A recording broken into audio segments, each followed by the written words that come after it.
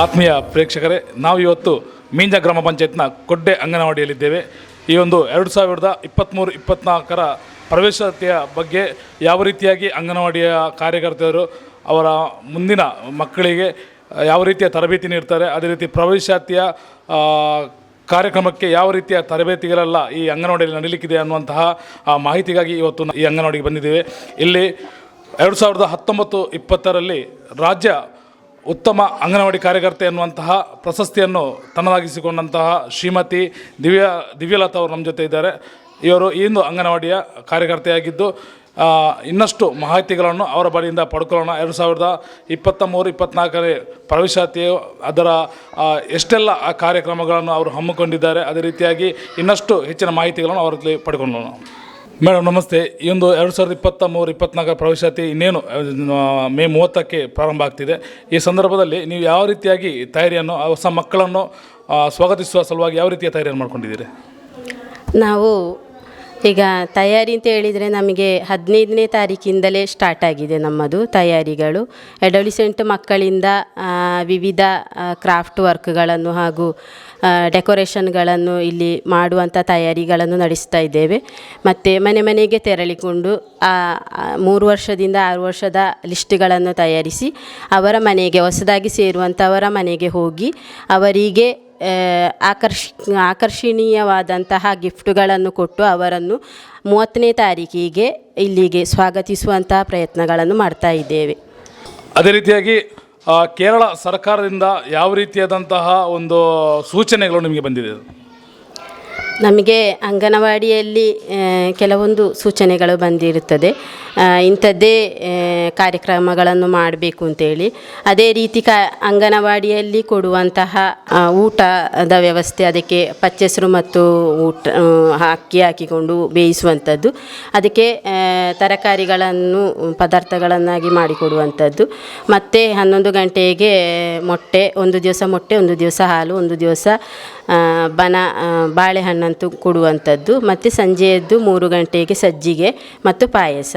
ಹಾಗೆ ಮಹಿಳೆಯರಿಗೆ ಪ್ರೆಗ್ನೆಂಟ್ ಅವರಿಗೆ ಫುಡ್ಡುಗಳನ್ನು ಕೊಡ್ತೇವೆ. ಸಜ್ಜಿಗೆ, ಪಚ್ಚೆಸರು ಬೇಳೆ, ಉದ್ದಿನ ಬೇಳೆ, ಎಣ್ಣೆ ಹಾಗೂ ಬೆಲ್ಲ ಈ ರೀತಿ. ಮತ್ತು ಅವರಿಗೆ ಪ್ರೆಗ್ನೆಂಟ್ ಅವರಿಗೆ ಮೊದಲ ಪ್ರೆಗ್ನೆಂಟ್ ಅವರಿಗೆ PMVಯ ಆನುಕೂಲ್ಯವು ಇದೆ, 5,000ದ್ದು ಪ್ರಧಾನಮಂತ್ರಿ ಮಾತೃವಂದನಾ ಯೋಜನೆ ಅಂತೇಳಿ ಹೇಳಿಕೊಂಡು ಅದು ಇನ್ನು ಮುಂದೆ ಅದು ಬೆನಿಫಿಷರಿಯೇ ತಯಾರು ಮಾಡುವಂಥ ಸೈಟಲ್ಲಿ ಹೋಗಿ ಅವರೇ ಅಪ್ಲಿಕೇಶನ್ ಕೊಡುವಂತಹ ಮಾಹಿತಿಗಳು ನಮಗೆ ಲಭಿಸಿರುತ್ತದೆ. ಈ ಮೊದಲು ನಾವು ಅಂಗನವಾಡಿಯಲ್ಲೇ ಕೊಡುವಂಥ ಅಪ್ಲಿಕೇಶನ್ ಆಗಿತ್ತು. ಇನ್ನು ಅದು ಅವರವರೇ ಬೆನಿಫಿಷರಿ, ಇನ್ನು 2ನೇ ಹೆಣ್ಣು ಮಗು 2ನೇದಾದರೂ ಕೂಡ ಕೊಡ್ಬೋದು ಅಂತೇಳಿ ನಿರ್ದೇಶನ ಬಂದಿರ್ತದೆ. ಅಂದರೆ ಇನ್ನು ಮುಂದೆ PMV ಪದ್ಧತಿಯ ಪ್ರಕಾರ ನಾವು ಅಂಗನವಾಡಿಯಲ್ಲಿ ನೀವು ಯಾವುದೇ ಅಪ್ಲಿಕೇಶನ್ಗಳನ್ನು ಕೊಡೋದಿಲ್ಲ, ಆನ್ಲೈನ್ ಮುಖಾಂತರ ಅವರೇ ಅದನ್ನು ಅಪ್ಲೈ ಮಾಡಬೇಕು. ಅದೇ ರೀತಿಯಾಗಿ ಮೇಡಮ್, ಅಂಗನವಾಡಿಗಳಲ್ಲಿ ಹೆಣ್ಣು ಮಕ್ಕಳಿಗೆ ಅಂದರೆ ವಿದ್ಯಾರ್ಥಿನಿಯರಿಗೆ ಯಾವ ರೀತಿಯಾದಂತಹ ಸೌಕರ್ಯಗಳೆಲ್ಲ ಸಿಗ್ತದೆ ಇಲ್ಲಿ? ಸೌಕರ್ಯ ಅಂತ ಹೇಳಿದರೆ ಅವರಿಗೆ ಬೆಳವಣಿಗೆ ಮತ್ತು ಮಾನಸಿಕ ಬೆಳವಣಿಗೆ, ಅದೇ ರೀತಿಯಾಗಿ ದೈಹಿಕ ಬೆಳವಣಿಗೆ ಆಗುವಂಥ ಸಂದರ್ಭದಲ್ಲಿ ಅವರಿಗೆ ಹೆಚ್ಚಿನ ಒಂದು ಸರ್ಕಾರದ ಸವಲತ್ತುಗಳ ಬಗ್ಗೆ, ಅದೇ ರೀತಿಯಾಗಿ ಅವರ ಒಂದು ಚಿಂತನೆಗಳ ಬಗ್ಗೆ ಅವರಿಗೆ ಒಂದು ಉತ್ತಮ ರೀತಿಯಾದಂತಹ ನಾಲೆಜನ್ನು ನೀಡುವಂತಹ ಕಾರ್ಯಕ್ರಮಗಳು ಕೂಡ ಅಂಗನವಾಡಿಯಲ್ಲಿ ನಡೀತದೆ ಅಂತೇಳಿ ತಿಳ್ಕೊಂಡು ಬಂದಿದ್ದೇನೆ ನಾನು. ಅದು ಯಾವ ರೀತಿಯಾದಂತಹ ಕಾರ್ಯಕ್ರಮಗಳನ್ನು ಹಮ್ಮಿಕೊಳ್ತೀರಿ ಇಲ್ಲಿ? ಇಲ್ಲಿ ಮಕ್ಕಳಿಗೆ ತಿಂಗಳು ಅಡೋಲಿಸೆಂಟ್ ಮಕ್ಕಳಂತೇಳಿ 10 ವರ್ಷದಿಂದ 19 ವರ್ಷದ ಮಕ್ಕಳಿಗೆ, ಹೆಣ್ಣು ಮಕ್ಕಳಾಗಲಿ ಗಂಡು ಮಕ್ಕಳಾಗಲಿ ಇಲ್ಲಿ ಒಂದು ಕ್ಲಬ್ ಉಂಟು. ಅದರಲ್ಲಿ ಎಲ್ಲ ತಿಂಗಳುಗಳಲ್ಲಿ ನಾವು ಅವರಿಗೆ ಶಾರೀರಿಕವಾಗಿ ಮಾನಸಿಕವಾಗಿ ಬೆಳವಣಿಗೆ ಆಗುವಂಥ ಕಾರ್ಯಕ್ರಮಗಳನ್ನು ಹಮ್ಮಿಕೊಳ್ತಾ ಇದ್ದೇವೆ. ಸ್ಕೂಲ್ ಕೌನ್ಸಿಲರ್ ಬಂದು ಕ್ಲಾಸ್ ತೆಗೀತಾರೆ, ಅವರಿಗೆ ಮೋಟಿವೇಶನ್ ಕೊಡ್ತಾ ಇದ್ದಾರೆ. ಅದೇ ರೀತಿ ಪ್ಲೇ ಗ್ರೌಂಡ್ ಇಲ್ಲಿದೆ, ಅದಕ್ಕೆ ಬೇಕಾದಂತಹ ಸೌಕರ್ಯಗಳನ್ನು ನಮಗೆ ಗೌರ್ಮೆಂಟು ಲಭಿಸಿಕೊಟ್ಟಿರುತ್ತದೆ. ಮೇಡಮ್, ನೀವು ಎಷ್ಟು ವರ್ಷಗಳಿಂದ ಈ ಒಂದು ಅಂಗನವಾಡಿಯಲ್ಲಿ ಕಾರ್ಯಕರ್ತೆಯಾಗಿ ಕೆಲಸ ಮಾಡ್ತಿದ್ದೀರಾ? ನಾನು ಇಲ್ಲಿಗೆ ಬಂದು 15 ವರ್ಷ ಆಯಿತು. ನನ್ನ ಸರ್ವೀಸ್ ಅಂತ ಹೇಳಿದರೆ 17 ವರ್ಷ. ನಾನು ಮೊದಲಾಗಿ ಬದಿಯಡ್ಕ ಪಂಚಾಯತ್ ಅಂಗನವಾಡಿಯಲ್ಲಿ, ಪೆರ್ಮುಂಡ ಅಂಗನವಾಡಿಯಲ್ಲಿ ಕೆಲಸ ಮಾಡ್ತಾಯಿದ್ದೆ. ಆನಂತರ ಮದುವೆ ಆದ ಮೇಲೆ ಕೊಮ್ಮಂಗಲ ಅಂಗನವಾಡಿಯಲ್ಲಿ 1 ವರ್ಷ ಕೆಲಸ ಮಾಡಿದ್ದೇನೆ. ಆಮೇಲೆ ಇಲ್ಲಿಗೆ ಟ್ರಾನ್ಸ್ಫರ್ ತೆಗೆದು ಇಲ್ಲಿ 15 ವರ್ಷದಿಂದ ಕೆಲಸ ಮಾಡ್ತಾಯಿದ್ದೇನೆ. ಅದೇ ರೀತಿಯಾಗಿ ಈಗ ನಿಮ್ಮ ಕೆಲಸ ಕೇವಲ ಅಂಗನವಾಡಿ ಮಕ್ಕಳನ್ನು ನೋಡ್ಕೊಳ್ಳೋದು ಮಾತ್ರ ಅಲ್ಲ, ಅದೇ ರೀತಿಯಾಗಿ ಫೀಲ್ಡ್ ವರ್ಕ್ಗಳು ಕೂಡ ಇರುತ್ತೆ. ಆ ಕೆಲಸಗಳೆಲ್ಲ ಯಾವ ರೀತಿಯಾಗಿ ಜೊತೆಗೆ ಸಾಗ್ತದೆ ಮೇಡಮ್? ನಾವು ನಮ್ಮ ಟೈಮ್ ಅಂತ ಹೇಳಿದರೆ ಅಂಗನವಾಡಿ ಟೈಮು 9:30ಯಿಂದ 3:30ವರೆಗೆ. ಆ ನಂತರ 1 ಗಂಟೆ 3:30ಯಿಂದ 4:30ವರೆಗೆ ನಾವು ಫೀಲ್ಡ್ ವರ್ಕ್ ಒಂದು ದಿವಸದಲ್ಲಿ 4 ಮನೆಯಾಗೆ ನಾವು ಹೌಸ್ ವಿಸಿಟ್ ಮಾಡ್ತಾ ಇದ್ದೇವೆ. ಈ ಹೌಸ್ ವಿಸಿಟಿನ ಸಂದರ್ಭದಲ್ಲಿ ಏನೆಲ್ಲ ನಿಮಗೆ ಡಾಟಾಗಳನ್ನು ತೆಗಿಬೇಕಾಗ್ತದೆ ಮನೆಯಲ್ಲಿ? ಪ್ರೆಗ್ನೆಂಟ್ ಆದರೆ ಅವರ ಡೀಟೇಲ್ಸ್, TT ಕೊಟ್ಟಿದ್ದಾರೆ, LMP, ಅವರ ಬೇಕಾದಂತಹ ಮಾಹಿತಿಗಳು ಬೇಕು. ಮತ್ತು ಡೆಲಿವರಿ ಆದಾಗುವಾಗ ಲ್ಯಾಕ್ಟೇಟಿಂಗ್ ಮದರ್ ಅಂತೇಳಿ ಅವರದ್ದು 6 ತಿಂಗಳವರೆಗೆ ಇರುವಂತಹ ಮಾಹಿತಿಗಳು. ಅದೇ ರೀತಿ 6 ವರ್ಷದಿಂದ 3 ವರ್ಷದವರೆಗೆ ಅವರದ್ದು ತೂಕ ಮತ್ತು ಎತ್ತರವನ್ನು ಕಂಡುಹಿಡಿದು ಅವರದ್ದು ಡೀಟೇಲ್ಸ್ ಎಲ್ಲ ಬೇಕು. ಇಮ್ಯುನೈಸೇಷನ್ನ ಬಗ್ಗೆ ಆಗಲಿ ಅದರ ಬಗ್ಗೆ ಆಗಲಿ ಎಲ್ಲ ಬೇಕು. ಮತ್ತು 3 ವರ್ಷದಿಂದ 6 ವರ್ಷದ ಮಕ್ಕಳ ಮನೆಗೆ ಹೋದರೆ ಎಲ್ಲಾದರೂ ಮನೆಯಲ್ಲಿ ಬಾಕಿಯಾಗಿದ್ದರೆ ಅವರನ್ನು ಅಂಗನವಾಡಿಗೆ ಬರುವಂತೆ ನಾವು ಹೇಳ್ತೇವೆ. ಮತ್ತು ಬಾಕಿ ಇದ್ದದ್ದು ಅಷ್ಟೇ ಅಲ್ಲದೆ ನಮಗೆ ಭಿನ್ನಶೇಷಿ ಮಕ್ಕಳದ್ದು ಕೂಡ, ಮಕ್ಕಳು, ದೊಡ್ಡವರು, ಓಲ್ಡ್ ಏಜ್, ಇಂಥದ್ದೆಲ್ಲ ಎಲ್ಲ ಮಾಹಿತಿಗಳು ನಮ್ಮ ಅಂಗನವಾಡಿಯಲ್ಲೇ ಇರುವಂಥದ್ದು. ಅದನ್ನೆಲ್ಲ ಕಲೆಕ್ಟ್ ಮಾಡಿ ಇಟ್ಟುಕೊಂಡು ನಾವು ಇಲ್ಲಿ ಅಂಗನವಾಡಿಯಲ್ಲಿ ಸರ್ವೆ ರಿಜಿಸ್ಟ್ರ್ ಅಂತೇಳಿ ಮಾಡಿರ್ತೇವೆ. ಅದರಲ್ಲಿ ನಾವು ಅದನ್ನು ಆ್ಯಡ್ ಮಾಡ್ತೇವೆ. ಅದೇ ರೀತಿ ನಾನು ಮೊದಲು ಹೇಳಿದಂತೆ ಏನಂತ ಹೇಳಿದರೆ, ಈ ನಮ್ಮ ಶ್ರೀಮತಿ ದಿವ್ಯಲತಾ ಟೀಚರಿಗೆ 2019-20ನೇ ಸಾಲಿನ ಉತ್ತಮ ಕಾರ್ಯಕರ್ತೆ ಅನ್ನುವಂತಹ ಕೇರಳ ರಾಜ್ಯದ ಪ್ರಶಸ್ತಿ ಕೂಡ ಬಂದಿತ್ತು. ಮೇಡಮ್, ಈ ಒಂದು ಪ್ರಶಸ್ತಿ ಸಿಗಬೇಕಿದ್ರೆ ಯಾವ ಎಲ್ಲ ಒಂದು ವಿಚಾರಗಳನ್ನು ಇಟ್ಕೊಂಡು ರಾಜ್ಯ ಸರ್ಕಾರ ಆಯ್ಕೆ ಮಾಡುತ್ತೆ ಈ ಪ್ರಶಸ್ತಿಗೆ? ಒಂದನೇದಾಗಿ ಅಂಗನವಾಡಿಯ ಸೌಕರ್ಯಗಳು, ಬಿಲ್ಡಿಂಗ್, ನೀರು ಮತ್ತು ಕರೆಂಟ್ ಇಂಥದ್ದನ್ನೆಲ್ಲ ನೋಡಿಕೊಂಡು ಅದನ್ನು ಮಾಡ್ತಾರೆ. ಅದೇ ರೀತಿ ಅಂಗನವಾಡಿಯಲ್ಲಿರುವ ಮಕ್ಕಳು ನಮ್ಮ ಆ್ಯಕ್ಟಿವಿಟೀಸ್ಗಳು, ನಾವು ಮಾಡುವಂಥ ಕೆಲಸಗಳನ್ನು ಇಟ್ಟುಕೊಂಡು ಅವಾರ್ಡಿಗೆ ಇದು ಕೊಡ್ತಾರೆ.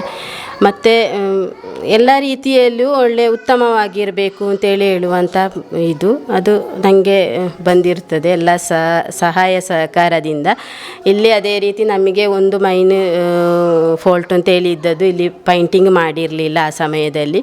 ಆಗ ನಾನು 1 ವಾರದಲ್ಲಿ ನಮ್ಮ ಕಮಿಟಿಯವರಲ್ಲಿ ಕೇಳಿಕೊಂಡಾಗ ಅವರು ಅದನ್ನು ಒಪ್ಪಿಕೊಂಡು 1 ವಾರದಲ್ಲಿ ನಮಗೆ ನಡೆಸಿಕೊಟ್ಟಂತಹ ಒಂದು ಆಕರ್ಷಣೀಯವಾದಂತಹ ಒಂದು ಅಂಗನವಾಡಿಯನ್ನು ರೂಪೀಕರಿಸಲು ನಮಗೆ ಸಾಧ್ಯವಾಯಿತು. ಅದು ನಮಗೆ ಉತ್ತಮ ಫಲಿತಾಂಶವನ್ನು ಕೂಡ ಕೊಟ್ಟಿರುತ್ತದೆ. ಅದೇ ರೀತಿ ಎಲ್ಲ ಸೌಕರ್ಯಗಳು ಇಲ್ಲಿತ್ತು. ಹೂವಿನ ತೋಟ ಮತ್ತು ತರಕಾರಿ ತೋಟಗಳೆಲ್ಲ ನಾವು ಮಾಡಿದ್ದೆವು.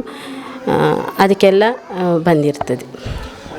ಅದೇ ರೀತಿಯಾಗಿ ಒಂದು ಅಂಗನವಾಡಿ ಸುಲಲಿತವಾಗಿ ನಡಿಬೇಕಂತ ಹೇಳಿದರೆ ಖಂಡಿತವಾಗ್ಲೂ ಅಲ್ಲಿ ಕೇವಲ ವರ್ಕರ್ ಮತ್ತು ಹೆಲ್ಪರ್ ಇದ್ದರೆ ಸಾಲದು. ಅಲ್ಲಿ ಚಿಕ್ಕ ಪುಟಾಣಿ ಮಕ್ಕಳು ಕೂಡ ಇರಲೇಬೇಕು. ಆ ಮಕ್ಕಳು ಇರಬೇಕಿದ್ರೆ ಆ ಊರಿನಲ್ಲಿರುವಂತಹ ಎಲ್ಲ ಹೆತ್ತವರು ಕೂಡ ಅವರ ಸಹಕಾರವನ್ನು ಇಲ್ಲಿ ನೀಡಲೇಬೇಕಾಗುತ್ತೆ. ಯಾಕಂತ ಹೇಳಿದರೆ ಅವರ ಮಕ್ಕಳನ್ನು ಪ್ರೈಮರಿ ಆಗಲಿ ಅಥವಾ LKG UKGಗಳಿಗೆ ಹಾಕದೆ ಆ ಮಕ್ಕಳನ್ನು ನೇರವಾಗಿ ಅಂಗನವಾಡಿಗೆ ಕಳಿಸುವುದರಿಂದ ಅವರಿಗೆ ಆರೋಗ್ಯದ ರೀತಿಯಲ್ಲಿ ಕೂಡ ಉತ್ತಮವಾದಂತಹ ಪೋಷಕಾಂಶ ಆಹಾರವನ್ನು ಕೂಡ ಈ ಅಂಗನವಾಡಿ ಅಥವಾ ಸರ್ಕಾರ ನೀಡ್ತಿದೆ. ಈ ಎಲ್ಲ ರೀತಿಯಾದಂತಹ ಸವಲತ್ತುಗಳನ್ನು ಸಿಗಬೇಕಿದ್ರೆ ಖಂಡಿತವಾಗ್ಲೂ ಅಂಗನವಾಡಿಗೆ ಬರಲೇಬೇಕು. ಈ ಸಂದರ್ಭದಲ್ಲಿ ನಮ್ಮ ಈ ಕೊಡ್ಡೆ ವಾರ್ಡಿನ ಪೋಷಕರು ಯಾವ ರೀತಿಯಾಗಿ ತಮ್ಮಲ್ಲಿ ಸಹಕಾರಗಳನ್ನು ಕೊಡ್ತಿದ್ದಾರೆ ಮೇಡಮ್? ಎಲ್ಲ ರೀತಿಯ ಸಹಕಾರಗಳನ್ನು ಕೊಟ್ಟಿರ್ತದೆ. ಯಾವುದು ಅಂತೇಳಿ ಹೇಳಲಿಕ್ಕೆ ಆಗೋದಿಲ್ಲ. ಮಕ್ಕಳನ್ನು ತರುವುದಂತಾಗಲಿ, ಅದಕ್ಕೆ ಅವರಿಗೆ ಬೇಕಾದಂತಹ ಇಲ್ಲಿ ನಡೆಯುವಂತಹ ಕಾರ್ಯಕ್ರಮಕ್ಕೆ ಆಗಲಿ ಎಲ್ಲದಕ್ಕೂ ಸಹಾಯಗಳನ್ನು ಕೊಡ್ತಾ ಇದ್ದಾರೆ.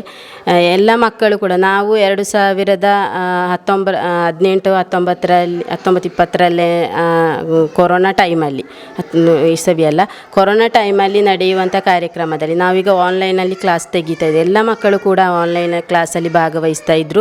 ಒಳ್ಳೆ ಸಪೋರ್ಟಿಂಗ್ ಆಗಿದ್ದರು. ತಂದೆ ತಾಯಿಯರು ಒಳ್ಳೆ ಉತ್ಸಾಹದಿಂದ ಮಕ್ಕಳನ್ನು ಕರ್ಕೊಂಡು ಬರ್ತಾರೆ. ಅದೇ ರೀತಿ ನಮಗೆ ಊರಿನಲ್ಲೂ ಕೂಡ ಎಲ್ಲರೂ ಕೂಡ ಸಹಕಾರಗಳನ್ನು ನೀಡಿರುತ್ತಾರೆ. ನಮ್ಮ ಮೇಲಾಧಿಕಾರಿ ಆಗಲಿ ಎಲ್ಲ ಸಪೋರ್ಟಿಂಗ್, ನನಗೆ ಮೋಟಿವೇಶನ್ ಆಗಿದ್ದರು. 2019-20 ನನ್ನ ಜೊತೆಯಲ್ಲೇ ಇರುವಂಥ ಒಂದು ಮೀಜಾ ಪಂಚಾಯತ್ ಸೂಪರ್ವೈಸರಿಗೂ ಅವಾರ್ಡ್ ಲಭಿಸಿದೆ. ಅವರು ನನಗೆ ತುಂಬ ಮೋಟಿವೇಶನ್ ಆಗಿದ್ದರು. ಅವರು ಎಲ್ಲ ನನ್ನ ಕೆಲಸಕ್ಕೂ ನನಗೆ ಸಹಾಯಗಳನ್ನು ಕೊಡ್ತಾಯಿದ್ರು. ಈ ರೀತಿ ಮಾಡು ಅಂತೇಳಿ ಅವರಿಗೂ ಕೂಡ ಈ ಕಾರ್ಯಕ್ರಮದಲ್ಲಿ ನಾನು ಧನ್ಯವಾದವನ್ನು ಹೇಳ್ತಾ ಇದ್ದೇನೆ.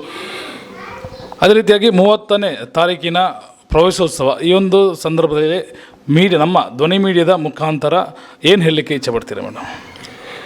ನಾಡಿದ್ದು 30ನೇ ತಾರೀಕಿಗೆ ನಡೆಯುವಂಥ ಕಾರ್ಯಕ್ರಮ, ಅದು ಮಂಗಳವಾರ 2 ಗಂಟೆಗೆ ನಡೆಯುವಂಥದ್ದು. ಆ ಕಾರ್ಯಕ್ರಮಕ್ಕೆ ಎಲ್ಲರೂ ಕೂಡ ಭಾಗವಹಿಸಬೇಕು ಅಂತೇಳಿ ನಾನು ಈ ಮೂಲಕ ಆದರದ ಸ್ವಾಗತವನ್ನು ಕೋರ್ತಾ ಇದ್ದೇನೆ. ಅದೇ ರೀತಿಯಾಗಿ ಕೊಡ್ಡೆ ಅಂಗನವಾಡಿಯ ಕೋವರ್ಕರ್ ಅಥವಾ ಹೆಲ್ಪರ್ ಆದಂತಹ ಶ್ರೀಮತಿ ಸುಮಲತಾ ಅವರು ನಮ್ಮ ಜೊತೆ ಇದ್ದಾರೆ. ಅವ್ರ ಹತ್ರ ಕೇಳ್ಕೊಂಬರೋಣ, ಈ ಒಂದು ಕೆಲಸದಲ್ಲಿ ಅವರಿಗೆ ಸಿಗುವಂತಹ ಅನುಭವಗಳೇನಂತ. ಮಕ್ಕಳೊಟ್ಟಿಗೆ ಒಳ್ಳೆಯದಾಗ್ತದೆ, ಅವರು ಹೇಳಿದಾಗೆಲ್ಲ ಕೇಳ್ತಾರೆ. ಅದೇ ರೀತಿಯಾಗಿ ನಿಮ್ಮ ಈ ಅಂಗನವಾಡಿಯ ವರ್ಕರ್ ಇದ್ದಾರೆ ದಿವ್ಯಲತಾ ಮೇಡಮು, ಅವರೆಲ್ಲ ಸಹಕಾರ ಯಾವ ರೀತಿಯಾಗಿದೆ ನಿಮಗೆ? ಒಳ್ಳೆ ಸಹಕಾರ, ಒಳ್ಳೆ ಪ್ರೀತಿಯಿಂದ ಹೇಳಿ ಎಲ್ಲ ಸಹಕಾರ ಕೊಡ್ತಾರೆ. ಕೊಡ್ಡೆ ಅಂಗನವಾಡಿಯ ಸುವಿಚಾರಗಳೊಂದಿಗೆ ಕ್ಯಾಮರಾಮ್ಯಾನ್ ಗುರುರಾಜ್ ಜೊತೆ ಮನೋಜ್ ಮಂಜೇಶ್ವರ.